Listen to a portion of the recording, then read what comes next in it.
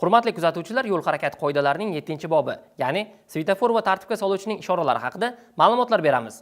Qoidalarning 30-bandiga ko'ra, svetoforlarda yashil, sariq, qizil va oq rangli yorug'lik ishoralari qo'llaniladi.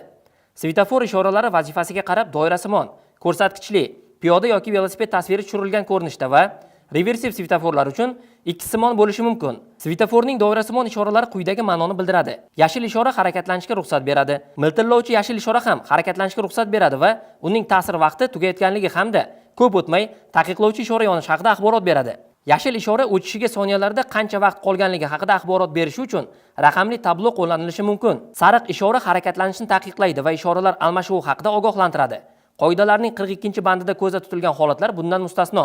Miltillovchi sariq ishora ehtiyotkorlik choralarini ko'rgan holda harakatlanishga ruxsat beradi va tartibga solinmagan chorraha yoki piyodalar o'tish joyi borligidan xabardor qiladi. Xavf-xatar haqida ogohlantiradi. Qizil ishora, shuningdek, miltillovchi qizil ishora harakatlanishni taqiqlaydi. Qizil va sariq ishoralarning bir vaqtda yonishi harakatlanishni taqiqlaydi va ko'p o'tmay yashil ishora yonish haqida axborot beradi. Yo'naltirgich ko'rinishidagi qizil, sariq va yashil rangli svetofor ishoralari ham doirasimon shakldagi svetofor ishoralari bilan bir xil ma'noga ega bo'ladi. Ular faqat ko'rsatilgan yo'nalishga ta'sir etadi. Agar tegishli yo'l belgisi bilan qayrilib olish taqiqlanmagan bo'lsa, chapga burilishga ruxsat beruvchi yo'naltirgich qayrilib olishga ham ruxsat beradi. Qo'shimcha tarmoqdagi yashil yo'naltirgich ham xuddi shu ma'noni bildiradi. Svetoforning qo'shimcha tarmog'idagi ishora o'chirilgan bo'lsa, shu tarmoq tartibga solayotgan yo'nalishda harakatlanish taqiqlanganligini bildiradi. Svetoforning asosiy yashil ishorasiga yo'naltirgichning shakli tushirilgan bo'lsa, u haydovchilarga svetoforning qo'shimcha tarmog'i borligi haqida axborot beradi va asosiy yashil ishora yonganda harakatlanishga ruxsat berilgan yo'nalishlarni ko'rsatadi. Agar svetofor ishorasi piyoda tasviri ko'rinishida bo'lsa, u faqat piyodalarga, velosiped tasviri ko'rinishida bo'lsa, u faqat velosipedchilar harakatlanishiga ta'sir qiladi. Bunda yashil ishora piyodalar yoki velosipedchilarning harakatlanishiga ruxsat beradi, qizil ishora ularning harakatlanishini taqiqlaydi. Velosipedchilar harakatlanishini tartibga solish uchun o'lchami kichraytirilgan doirasimon ishoralarga ega bo'lgan svetofor qo'llanilishi mumkin. Bunday holda svetofor bilan velosiped tasviriga ega bo'lgan tegishli belgi o'rnatiladi. Ko'zi ojiz piyodalarga qatnov qismini kesib o'tishlari mumkinligi haqida axborot berish uchun svetoforning yorug'lik ishoralariga tovushli ishora ham qo'llanilishi mumkin. Qatnov qismidagi harakatlanish yo'nalishi qarama-qarshi tomonga o'zgarishi mumkin bo'lgan tasmalarda transport vositalarining harakatlanishini tartibga solish uchun ikkisimon qizil ishorali va pastga yo'nalgan ko'rsatkich ko'rinishidagi yashil ishorali reversiv svetoforlar qo'llaniladi. Bu ishoralar qaysi tasma ustiga o'rnatilgan bo'lsa, unda harakatlanishni taqiqlaydi yoki harakatlanishga ruxsat beradi. Ikki tomoni 1.9 yo'l chizig'i bilan belgilangan tasma ustiga o'rnatilgan va ishoralari o'chirilgan reversiv svetofor shu tasmaga kirishni taqiqlaydi. Tramvaylarning hamda maxsus ajratilgan tasma bo'ylab harakatlanayotgan boshqa yo'nalishli transport vositalarining harakatlanishini tartibga solish uchun T harfi ko'rinishida joylashgan 4 ta doirasimon oq rang ishorali svetoforlar qo'llanilishi mumkin. Yuqoridagi bir yoki bir nechta va pastki ishora bir vaqtning o'zida yonganda harakatlanishga ruxsat etiladi. Ulardan chapdagisi chapga, o'ngdagisi o'ngga, o'rtadagisi to'g'riga yurishga ruxsat beradi. Pastdagi ishora o'chirilib, yuqoridagi 3 ta ishora bir vaqtda yonsa, harakatlanish taqiqlanadi. Temir yo'l kesishmalarida o'rnatilgan doirasimon oq rangli miltillovchi ishora transport vositalarining kesishma orqali harakatlanishiga ruxsat beradi. Svetoforning miltillovchi oq va qizil ishoralari o'chirilgan bo'lib, ko'rinish chegarasida temir yo'l kesishmasiga yaqinlashib kelayotgan poyezd, lokomotiv, drezina bo'lmasa harakatlanishga ruxsat etadi. Temir yo'l kesishmalarida svetoforning qizil miltillovchi ishorasi bilan bir vaqtda yo'l harakati qatnashchilarining kesishma orqali harakatlanishi taqiqlanganligi to'g'risida qo'shimcha axborot sifatida tovushli ishora ham berilishi mumkin. Svetoforning turlari va ishoralari bo'yicha ma'lumotlarni yetkazdik. Endi esa tartibga soluvchining ishoralari haqida ma'lumotlar yetkazamiz. Tartibga soluvchining ishoralari quyidagi ma'noni bildiradi.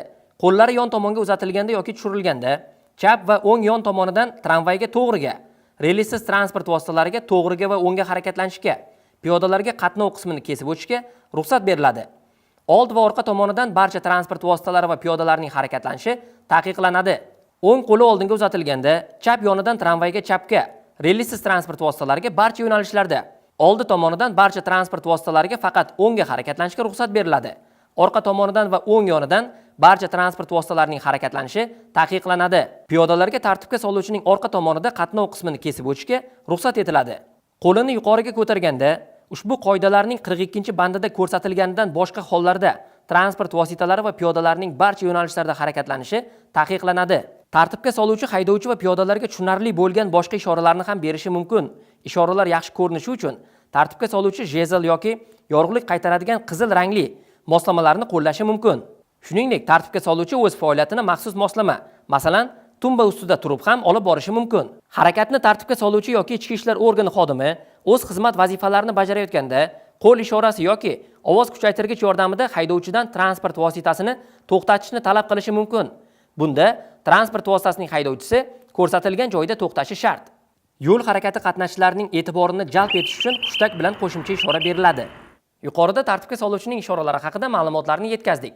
Endi esa svetofor yoki tartibga soluvchining taqiqlovchi ishorasida transport vositalarini to'xtatish joylari haqida ma'lumotlarni yetkazamiz.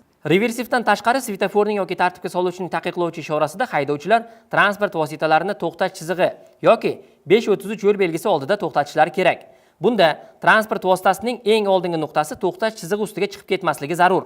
Bunday chiziq bo'lmaganda esa chorrahada qatnov qismi bilan kesishgan joyida piyodalarga ushbu qoidalarning 102-bandini hisobga olgan holda xalaqit bermasdan temir yo'l kesishmasi oldida ushbu qoidalarning 119-bandiga muvofiq boshqa joylarda svetofor yoki tartibga soluvchining oldida harakatlanishiga ruxsat berilgan transport vositalari va piyodalarga xalaqit bermagan holda to'xtashi kerak. Svetoforning yashil ishorasidan keyin sariq ishora yonganda yoki tartibga soluvchining qo'li yuqoriga ko'tarilganda qoidalarning 41-bandida nazarda tutilgan joylarda keskin tormoz bermasdan to'xtashga ulgura olmaydigan haydovchilarga harakatlanishni davom ettirishga ruxsat etiladi.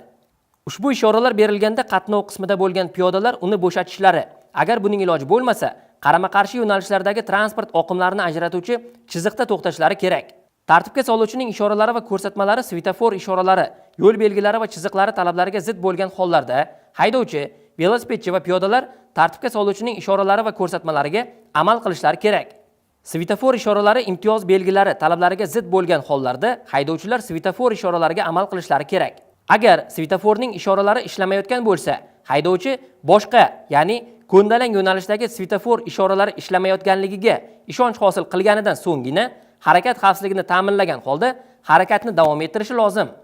Hurmatli kuzatuvchilar, sizlarga svetofor hamda tartibga soluvchining ishoralari va ularning amaldagi tartibi haqida ma'lumotlarni yetkazdik. Barcha harakat qatnashchilaridan belgilangan qoidalarga rioya qilgan holda harakatlanishlarini so'rab qolamiz.